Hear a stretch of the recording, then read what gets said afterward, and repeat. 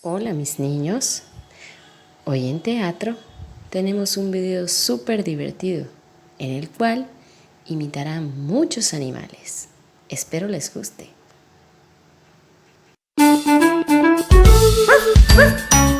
Como los animalitos, vamos todos a jugar, haciendo los sonidos que hacen ellos al andar.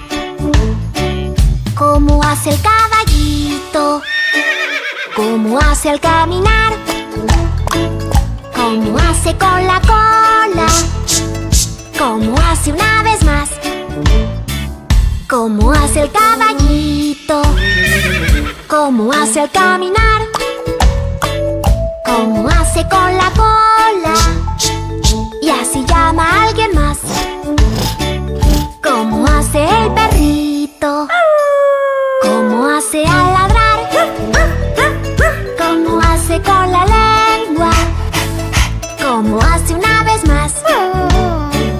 Como hace el perrito, como hace al ladrar, como hace con la lengua, y así llama a alguien más. Como hace la tortuga, como hace al caminar,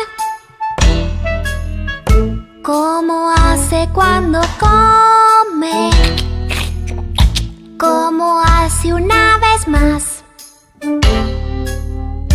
Como hace la tortuga, como hace al caminar,